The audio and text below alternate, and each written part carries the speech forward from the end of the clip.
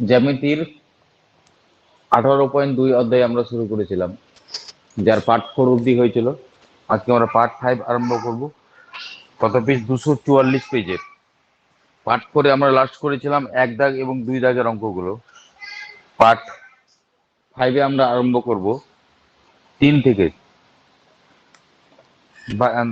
তিন থেকে আর কি বাকি ছিল? 3, 7, 8 আর 10।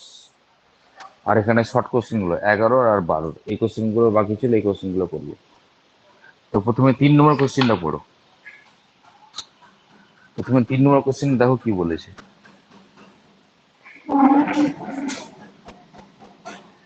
3 নম্বর কোশ্চেনে তোমাকে বলা হয়েছে যে প্রমাণ করি যে কোন ত্রিভুজের একটি বাহুর মধ্যবিন্দু দিয়ে অঙ্কিত দ্বিতীয় বাহুর সমান্তরাল সরলরেখা তৃতীয় বাহুকে সমদ্বিখণ্ডিত করবে। কার সাহায্যে? থ্যালেসের উপপাদ্যের সাহায্যে প্রমাণিত করতে বলেছে। তার প্রশ্নের ছবি আঁকে প্রথমে। আগে বলেছে কোন ত্রিভুজের একটি বাহুর মধ্যবিন্দু, প্রথমে একটা ত্রিভুজ নিতে হবে।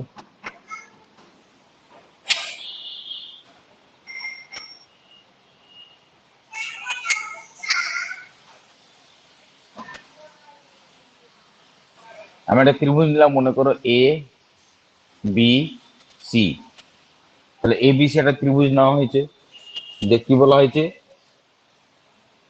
একটি বাহুর মধ্যবিন্দু দিয়ে অঙ্কিত দ্বিতীয় বাহুর সমান্তরাল সরলরেখা। তাহলে একটা বাহুর মধ্যবিন্দু মনে করলাম, এই বাহুর মধ্যবিন্দু মনে করলাম ডি। তাহলে এই ডি বিন্দু দিয়ে যদি আমি এই বাহুর সমান্তরাল সরলরেখা অঙ্কন করি, তাহলে আরেকটা বাহুকে ছেদ করছে কিনা একটা বিন্দুতে। তাহলে যে বিন্দুতে ছেদ করছে ওটার নাম দিলাম মনে করো ই। তার মানে প্রশ্নে তোমাকে বলেছে এটার সঙ্গে এটা সমান্তরাল, প্রশ্নে বলে দিয়েছে। বলেছে তোমাকে এবার তুমি প্রমাণ করে দেখাও যে তৃতীয় বাহু, মানে এটা যদি প্রথম বাহু, এটা দ্বিতীয় বাহু হয়, তাহলে তৃতীয় বাহু হচ্ছে এটা। তাহলে এই বাহুটাকে যখন আমি সমান্তরাল টানলাম, তাহলে তৃতীয় বাহুটাকে একটা বিন্দু ছেদ করেছে কিনা? যে বিন্দু ছেদ করেছে বলছে ওই বিন্দুতে তৃতীয় বাহুটা সমদ্বিখণ্ডিত হয়, তার মানে সমান দুভাগে ভাগ হয়। তার মানে এবার কি দেখাতে হবে? এ ই সমান সমান ইসি, এটা আমাকে পূরণ করে দেখাতে হবে। সমদ্বিখণ্ডিত হয় মানে সমান দুভাগে ভাগ হয়। তাহলে এটা ছিল প্রশ্ন। আশা করি প্রশ্ন বুঝতে পারা গেছে। তো প্রথমে ছবি আঁকতে হয়, 3 দাগে কোশ্চেন। ছবির পরে এবার প্রদত্ত, প্রদত্তর পরে প্রামাণ্য, প্রামাণ্যের পর অঙ্কন। অঙ্কন যদি প্রয়োজন হয় তাহলে অঙ্কন আঁকতে হবে, অঙ্কন যদি না প্রয়োজন হয় তাহলে আমরা অঙ্কন আঁকবো না, সরাসরি প্রমাণে চলে আসতে হবে। প্রথমে ছবি আঁকা হলো, ছবিটা প্রথমে এঁকে ফেলো। তারপরে প্রদত্ত, মানে প্রশ্নে যা লেখা থাকে সেটাকে ছবির মাধ্যমে রিপ্রেজেন্ট করা, ছবির মাধ্যমে লেখাটাই হচ্ছে কি বলো? প্রদত্ত। তাহলে প্রদত্ত আমি কি লিখতে পারি? প্রশ্ন বলেছিল ত্রিভুজ, যে কোনো একটা ত্রিভুজ বলেছে এ বি সি। তাহলে আমি নিলাম যে ত্রিভুজ এ বি সি এর, ত্রিভুজ এ বি সি এর একটি বাহুর মধ্যবিন্দু, আমি এ বি বাহুর মধ্যবিন্দু নিলাম। তাহলে এ বি,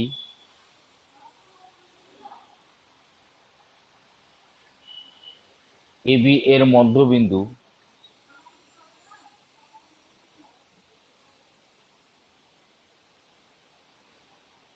এ বি এর মধ্যবিন্দু ডি।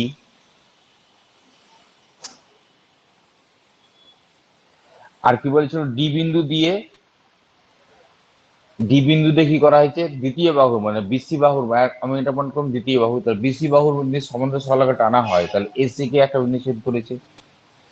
তাহলে এ বি এর মধ্যবিন্দু ডি দিয়ে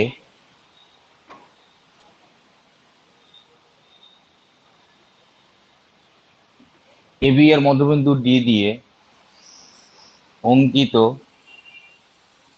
এটা দিয়ে আঁকা হয়েছে কার? বিসি, দ্বিতীয় বাহু। দ্বিতীয় বাহু,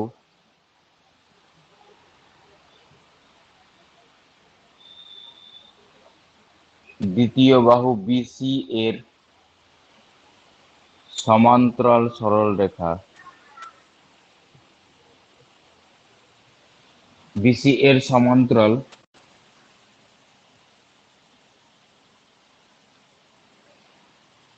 বিসি, বিসি এ দ্বিতীয় বাহু বিসি এর সমান্তরাল সরলরেখা, সমান্তরাল সরল রেখা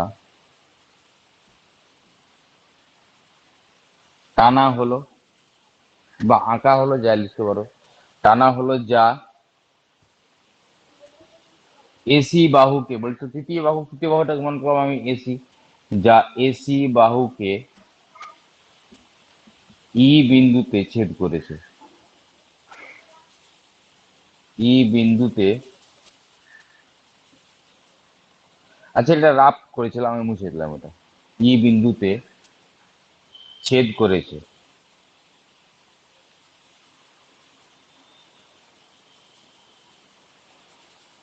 দাঁড়িয়ে দিলাম।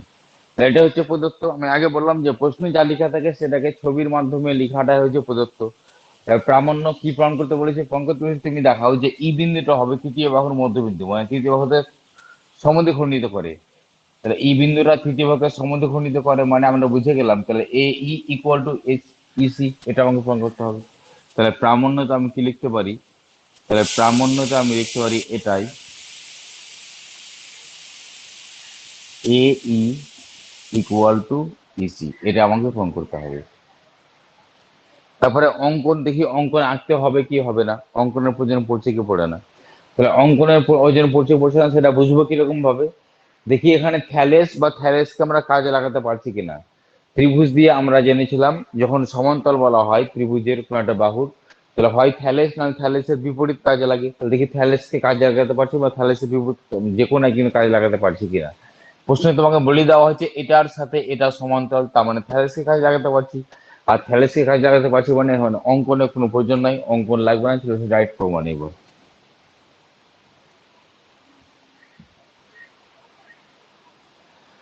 আমি অঙ্কন কি বলেছিলাম? অঙ্কন বলেছিলাম এটাই, কখন প্রয়োজন পড়ে? উপপাদ্যে পৌঁছানোর জন্য, মানে যেগুলো উপপাদ্য আমরা জেনেছি, মানে এই লেসনটা শুরু করার আগে, মানে কোর্সে দেখি শুরু করার আগে উদাহরণে আমরা যে উপপাদ্য গুলো জানি আমরা, তাহলে ওই উপপাদ্যে পৌঁছানোর জন্য যেটা আমার আঁকতে হয় নতুন করে, প্রশ্নে যা দেওয়া আছে তার বাইরে কোনো জিনিস যদি আমাকে করতে হয়, মানে ওটা আঁকার ফলে যদি যদি আঁকি, তার তার ফলে যদি উপপাদ্যে পৌঁছতে পারি, তাহলে সেটাকে আমরা বলি অঙ্কন। যেহেতু আমরা এখানে অলরেডি উপপাদ্যে পৌঁছতে পারছি ছবি তোমার নতুন কিছু না এঁকে, তাহলে আর অঙ্কন প্রয়োজন পড়বে না নতুন করে, আর সেরকম অঙ্কন লাগবে না, ডাইরেক্ট প্রমাণে চলে আসছি। প্রশ্ন আমাকে বলে দিয়েছে ত্রিভুজ এ বি সি এর এ বাহুর সঙ্গে এ বাহু সমান্তরাল। তো এখানে আমরা লিখতে পারি এটা, যে ত্রিভুজ এ বি সি এর কার সঙ্গে কে সমান্তরাল? তাহলে ডিই সমান্তরাল বিসি। তাহলে যেহেতু এখানে সমান্তরাল বলেই দিয়েছি, তো আমরা কি বলতে পারি এখান থেকে?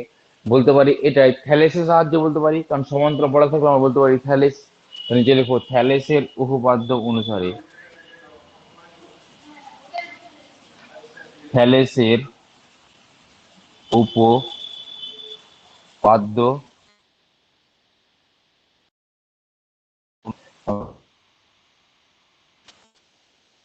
কিভাবে এটা বা এটা, ওটা তো থ্যালেস বলেছিল। তাহলে আমরা বলতে পারি AD by DB equals to, আমরা বলতে পারি এ ই বাই ই সি। বুঝতে কোনো সমস্যা নাই, কারণ এটা থ্যালেসের উপপাদ্য থেকে আমরা পাচ্ছি। দেখাও, আমাকে এই এবং ইসির মধ্যে রিলেশন নিয়ে আসতে হবে। প্রশ্ন আমাকে বলেছিল না এই ইকুয়াল টু, এটা ইকুয়াল টু এ, কখন হবে? যখন ইসি দেবো আর এটা, তেমন এর যদি ওয়ান নিয়ে আসতে পারি, তাহলে আমার হয়ে যাবে এ ইকুয়াল টু ইসি। তাহলে এটা আমরা ওয়ান নিচে দেখে দিয়ে যাবে। দেখি এখানে ছবি দিকে, এডি আর ডিবি যদি সমান হয়, আর সমান হবে এরা প্রশ্ন আমাকে বলেই দিয়েছে ডি হচ্ছে কার মধ্যবিন্দু, ডি হচ্ছে কার মধ্যবিন্দু? এ বি এর মধ্যবিন্দু। ডি এর মধ্যবিন্দু হয় এদিকে এডি রেখে দিলাম, আর ডিবি দিকে আমি লিখতে পারি না এডি, কারণ ডিবি আর এডি যে সমান। কেন? কারণ ডি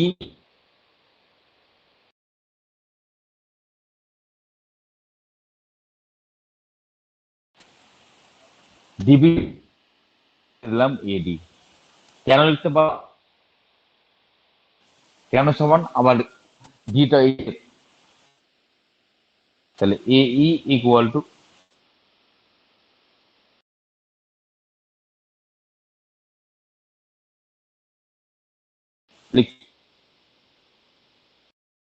মনে করো, তাহলে ডি বিন্দু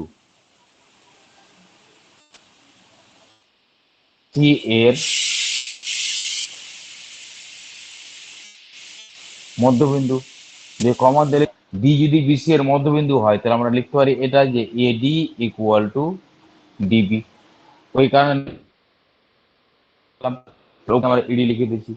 সেখানে থাকছে বলে কত 1 মনে করলে আমরা উত্তর পেয়ে যাচ্ছি, যেটা প্রমাণ করছে। তাহলে A E equal two EC, এটাই তোমাকে প্রমাণ করতে বলেছিল, এ ই ইকুয়াল টু ইসি, প্রমাণিত। আর প্রশ্ন আমাকে বলেছিল কার উপপাদ্যের সাহায্যে, থ্যালেসের উপপাদ্যের সাহায্যে, থ্যালেসের সাহায্যে তো আমরা প্রমাণ করলাম। বুঝতে কারো কোনো সমস্যা নাই বলো, অনলাইনে যারা আছে। ডি বিসি এর মধ্যে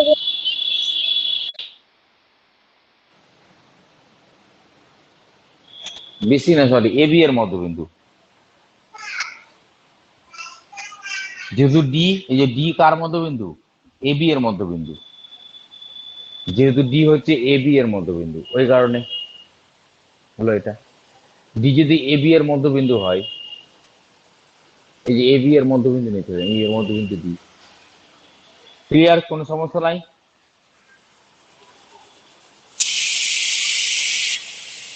বলো অনলাইনে যারা আছে ক্লিয়ার হচ্ছে না হয়নি?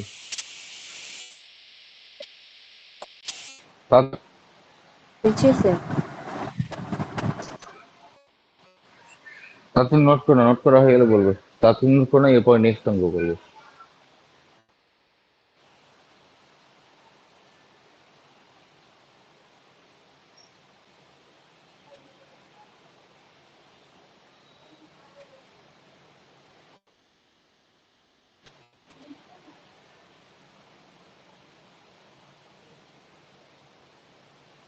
হয়েছে, নোট করা হয়েছে এই পর্যন্ত?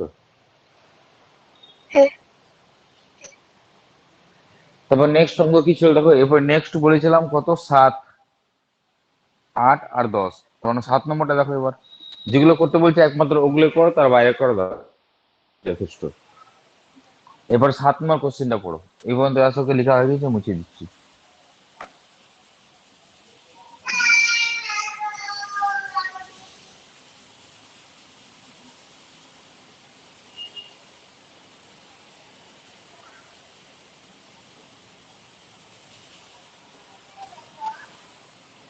এবার 7 নম্বর কোশ্চেনে কি বলা হয়েছে দেখো। 7 নম্বর কোশ্চেনে তোমাকে বলা হয়েছে ত্রিভুজ এবিসি এর বিসি বাহুর উপর ডি যে কোনো একটি বিন্দু, ইচ্ছা মতো আমি যে কোনো জায়গায় নিতে পারি, ওই বাহুটার উপরে হলেই হবে। পি কমা কিউ যথাক্রমে ত্রিভুজ এ বি ডি ও ত্রিভুজ এডিসি এর ভর কেন্দ্র। তাহলে প্রমাণ করি যে পি কিউ সমান্তরাল বিসি। তাহলে প্রশ্নে কি বলতে চাইছি, ছবিটা আঁকি আগে, তাহলে বুঝতে যে ত্রিভুজ এবিসি এর বিসি বাহুর উপর ডি যে কোনো একটা বিন্দু। প্রথমে আগে ত্রিভুজ এবিসি নি,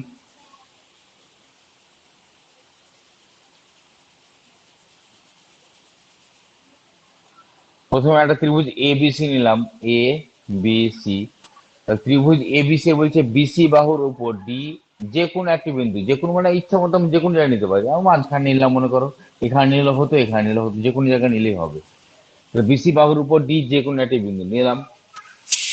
পি কমা কিউ যথাক্রমে ত্রিভুজ এ বিডি ও এসিডি এর ভর কেন্দ্র। আচ্ছা, ভর কেন্দ্র জিনিসটা কি আগে বুঝে নাও। দেখো, একটা ত্রিভুজের ভর কেন্দ্র কাকে বলা হয়, তাহলে একটা ত্রিভুজের ভর কেন্দ্র কাকে বলা হয় দেখো। তাহলে একটা ত্রিভুজে আমরা জানি মধ্যমা হয় 3টা।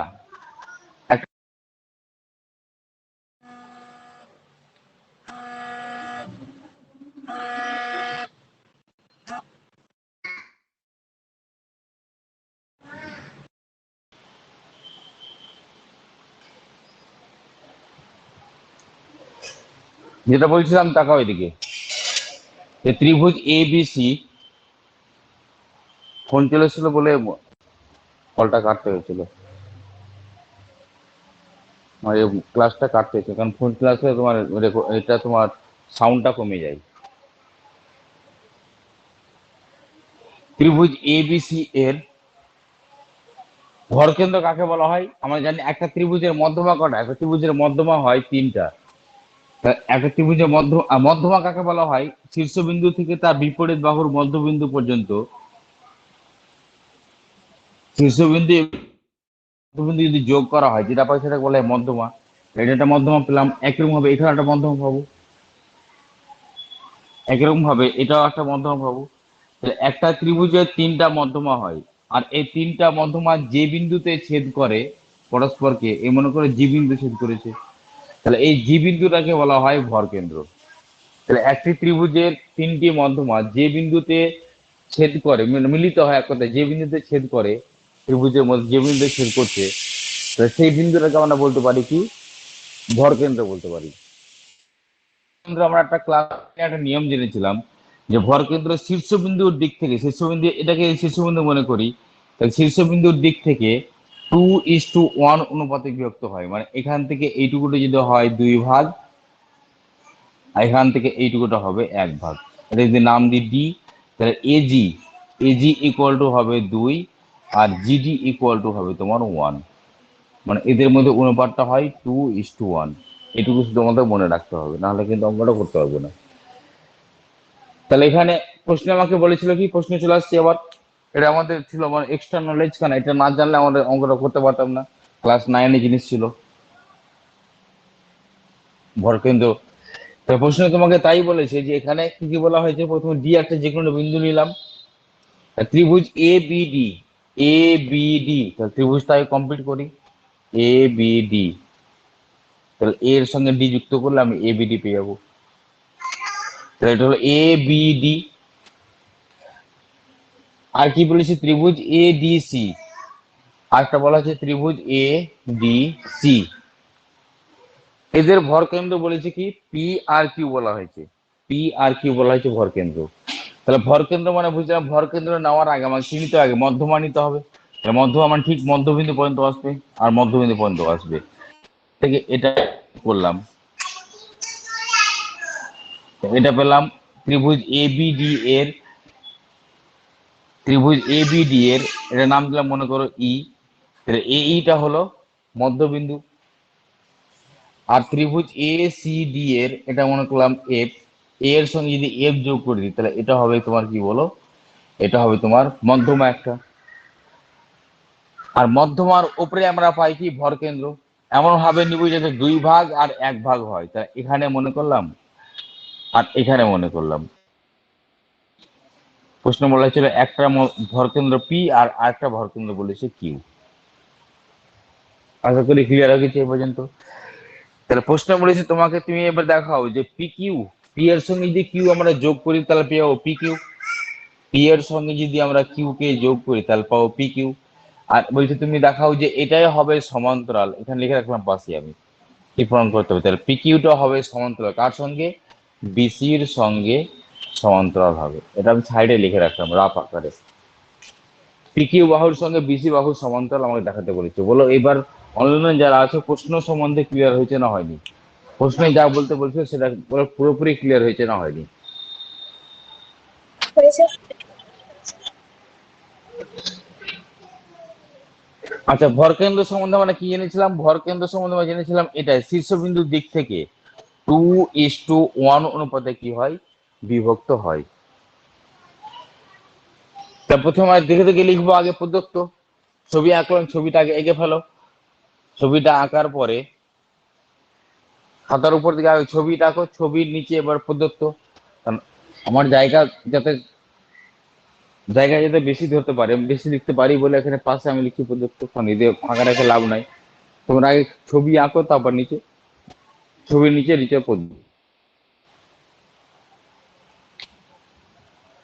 প্রদত্ত যখন কোশ্চেনের নাম দেওয়া থাকে, ভালো করে শোনো, যখন প্রশ্নের মধ্যে নাম দেওয়া থাকে এ বি সি ডি এরকম যখন নাম দেওয়া থাকে, তাহলে প্রশ্নে যেটা লেখা থাকে প্রামাণ্য মানে যেটা প্রমাণ করতে হবে তার আগে পর্যন্ত ওটাকে কপি পেস্ট করতে হয়, মানে দেখে দেখে লিখে দিলে সেটা হয়ে গেল প্রদত্ত। তাহলে প্রশ্ন কি বলা আছে? ত্রিভুজ এবিসি এর বিসি বাহুর উপর ডি যে কোনো একটি বিন্দু পি কমা কিউ যথাক্রমে A B D O ADC এর ভর কেন্দ্র প্রমাণ করি। তার আগে পর্যন্ত ওই যে ভর কেন্দ্র অবধি দেখে দেখে লিখে দাও, ভর কেন্দ্র অবধি দেখে দেখে লিখে দাও, ওটাই যে প্রদত্ত। কারণ প্রশ্নের মধ্যে যেটা লেখা থাকে নাম দেওয়া থাকলে সেটাই হয়ে যায়, কপি পেস্ট মেরে দিলে হয়ে যায় প্রদত্ত।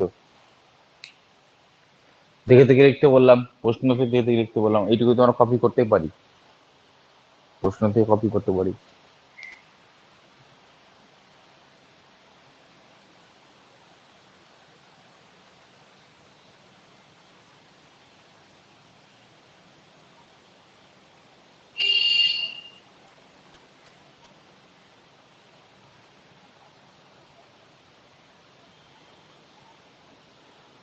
ওই পর্যন্ত লেখার পরে দাঁড়িয়ে দাও, দাঁড়িয়ে দেওয়ার পরে এখানে আমরা ভর কেন্দ্র পাবো তখনই যখন এটা মধ্যমা নেওয়া হবে। তাহলে এইটা হলো কোন ত্রিভুজের মধ্যমা, ত্রিভুজ এ বি ডি এর মধ্যমা, ওটা বলতে হবে আমাকে। আর এ এফটা হলো মধ্যমা, কার মধ্যমা, এ সি ডি এর মধ্যমা। তাহলে ওই দুটো জিনিস আমার বলে দিই, দাঁড়িয়ে দেওয়ার পরে ওখানে বলে দাও। লেখো ত্রিভুজ এ বি ডি ও ত্রিভুজ এ সি ডি এর মধ্যমা, একসঙ্গে বলবো বলে যথাক্রমে বলবো, একসঙ্গে বলতে গেলে যথাক্রমে বলতে হয়। এর মধ্যমা যথাক্রমে, একসঙ্গে বলে দিই তাহলে আমাদের লিখতে কম হবে। মধ্যমা যথাক্রমে কি কি লিখতে পারি, এ বিডির জন্য কি আসছে এ ই, মধ্যমা যথাক্রমে এ ই ও, আর এই ত্রিভুজের মধ্যমা কোনটা A F, A E O A F. তাহলে হয়ে গেল প্রদত্ত এটা। তাহলে প্রামাণ্য কি প্রমাণ করতে বলেছে, প্রমাণ করতে বলেছে তুমি দেখাও যে পিকিউ সঙ্গে, পিকিউ হবে সমান্তরাল কার সঙ্গে, বিসি বাহুর সঙ্গে সমান্তরাল হবে। পিকিউ বিসি বাহুর,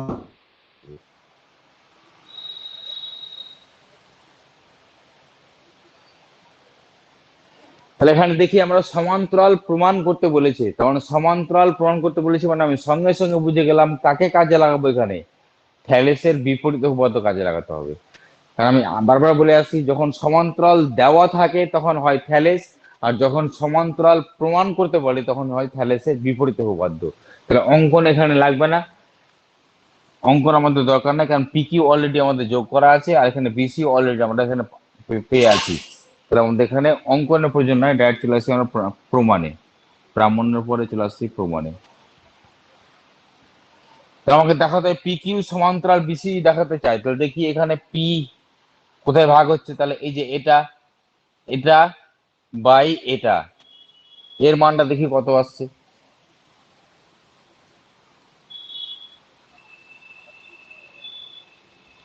মানে এই ত্রিভুজ থেকে দেখবো আমরা এ বি ডি, এই ত্রিভুজে দেখবো আমরা এটা বাই এটা মান কত আসছে, আর এটার বা এটা মান কত আসছে।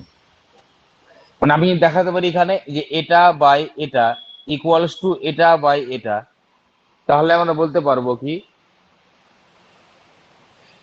আবার বলছি আমি দেখাতে পারি এটা বাই এটা ইকুয়ালস টু, যদি এটা বাই এটা দেখাতে পারি মানে এ পি বাই পিই, এটাই দেখাতে পারি, এটা ইকুয়ালস টু দেখাতে পারি এ কিউ বাই কিউ এফ। তাহলে এখান থেকে আমরা বলে দিতে পারবো না থ্যালেসের বিপরীত উপপাদ্য অনুসারে যে এটার সাথে এইটুকুটা সমান্তরাল, এই যে পি কিউ এর সঙ্গে ইএফ, ইএফটা সমান্তরাল, পি কিউ এর সঙ্গে যদি ইএফ সমান্তরাল হয়ে যায় তাহলে আমরা এটাও তো বলতে পারি পি কিউ, ইএফটাকে আমি যতটা বাড়াই না কেন ওর সঙ্গে সমান্তরাল হবে, তাহলে পি কিউ এর সঙ্গে বিসি সমান্তরাল হবে। তাহলে আমাকে এইভাবে অঙ্কটা এগোতে হবে। তবে থ্যালেসের বিপরীত, থ্যালেস বিপরীতে তাই বলেছে মানে অনুপাত গুলো যদি সমান হয় তাহলে বাহু দুটো কি হবে, সমান্তরাল হবে। তাহলে দেখি এখানে প্রথমে এই ত্রিভুজ থেকে, এখান থেকে এ বিডি থেকে পাচ্ছি কি পাচ্ছি দেখি, ত্রিভুজ এ বি ডি থেকে পাই,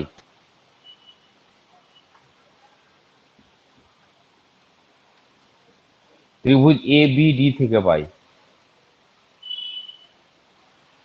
ত্রিভুজ এবিডি থেকে কি পাচ্ছি এখানে বলতে পারি না আমরা এ ই, এইটা কি বলে এখানে মধ্যমা, আর পিটা কি বলে এখানে ভর কেন্দ্র। তাহলে আমরা জানি কোন একটা ত্রিভুজের মধ্যমা ভর কেন্দ্রে শীর্ষবিন্দুর দিক থেকে কত অনুপাত বিভক্ত হয়? 2:1 অনুপাত বিভক্ত হয়। তাহলে ত্রিভুজ এবিডি থেকে পাই, এই ত্রিভুজ থেকে পাই এই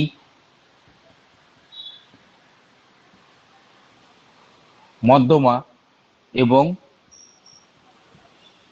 পি হলো কি? পি হচ্ছে ভর কেন্দ্র।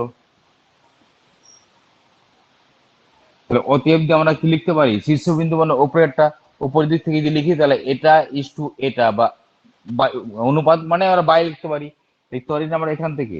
তাহলে এপি বাই পিই, এটা মান আমরা করতে লিখতে পারি 2:1, মানে 2/1, এটা তো আমরা লিখতে পারি।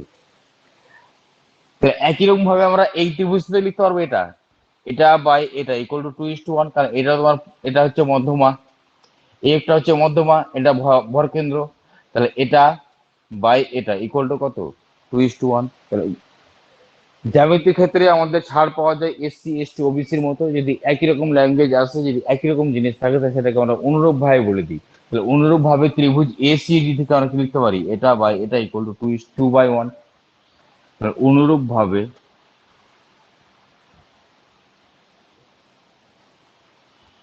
ত্রিভুজ কি থেকে পাই? এ সি ডি থেকে পাই কি পাই? এটা বাই এটা, এ কিউ বাই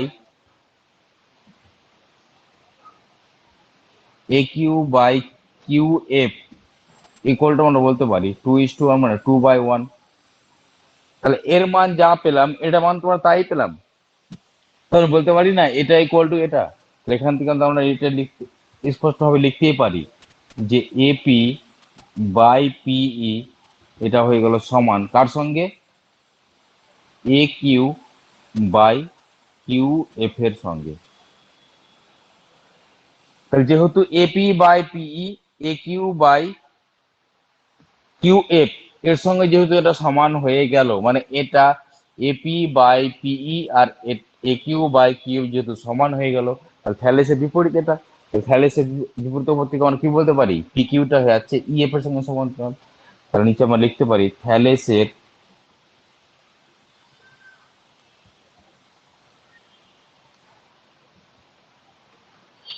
বিপরীত উপপাদ্য থেকে পাই, থ্যালেসের বিপরীত উপপাদ্য থেকে পাই কি পাচ্ছি? পি কিউ সমান্তরাল, পি কিউটা হয়ে গেল সমান্তরাল কার সঙ্গে? ইএফ এর সঙ্গে। তাহলে পি কিউ সমান্তরাল হয়ে গেল ইএফ।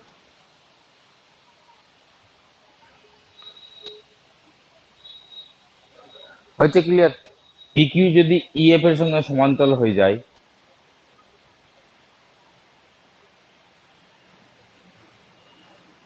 তাহলে বলে এবার পি কিউটা ইএফ এর সঙ্গে যদি সমান্তরাল হয়, তাহলে পি কিউটা ইএফটাকে আমি যদি বাড়াই, তাহলে বিসির সঙ্গে সমান্তরাল হবে।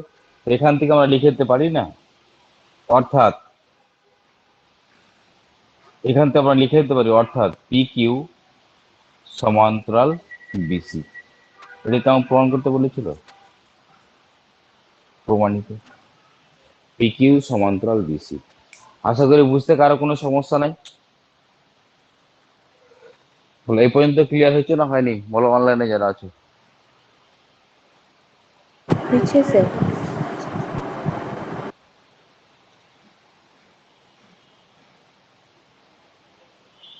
আচ্ছা, এখানে একটা কথা লিখে দিতে পারো, এই যে এটা যেটা পেলাম এপি, এই যে এপি থ্যালেস এবং থ্যালেসের বিপরীত উপাদ্য আমরা কাজে লাগাই কখন? ত্রিভুজ থেকে তো কাজে লাগাই। তাহলে এখানে আমরা কোন ত্রিভুজ থেকে লিখতে পারছি? এটা এপি বাই পিইটা, AP PE A Q Q F, এখান থেকে ত্রিভুজ পাচ্ছি না এ ই এফ। এখান থেকে আমরা এটা লিখতে পারি যে ত্রিভুজ এ ই এফ এর, এখানে একটু অ্যাড করে দাও ওটা, ত্রিভুজ এ ই এফ এর, ত্রিভুজ এ ই এফ এর বলতে পারি আমরা এটা বাই এটা ইকুয়ালস টু এটা বাই এটা। এখান থেকে আমরা ক্লিয়ারলি বলতে পারি থ্যালেসের বিপরীত পদ্ধতি থেকে আমরা পাচ্ছি পিকিউ সমান্তরাল ই এফ। আর পিকিউ যদি ই এফ এর সঙ্গে সমান্তরাল হয়ে যায়, তাহলে পিকিউটা হয়ে যাবে বিসির সঙ্গে সমান্তরাল। ক্লিয়ার? তাহলে এই পার্টটাকে আমরা এখানে রাখলাম, নেক্সট অঙ্কগুলো আমরা নেক্সট পার্টে করাবো।